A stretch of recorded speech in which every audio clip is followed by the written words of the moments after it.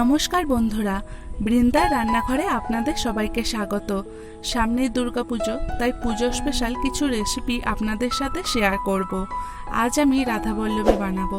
রাধাবল্লভী বানানোর জন্য আমি যে যে উপকরণগুলি নিয়েছি সেগুলি হলো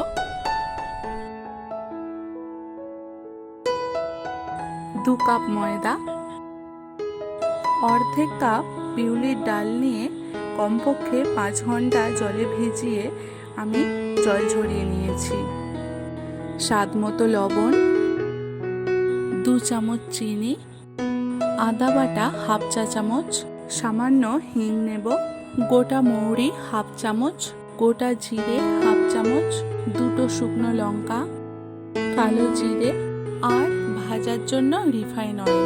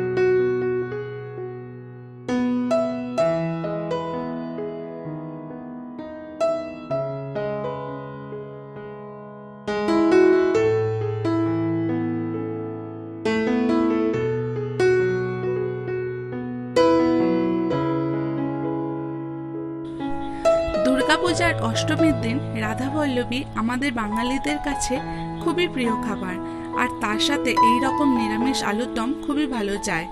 এই আলুর দমটির ভিডিও পেতে হলে আমার চ্যানেলটি সাবস্ক্রাইব করে পাশের বেল আইকনটি ক্লিক করে রাখুন নোটিফিকেশন পাওয়ার জন্য। এই ভিডিওটি কেমন লাগলো অবশ্যই লাইক ও কমেন্ট করে জানাবেন।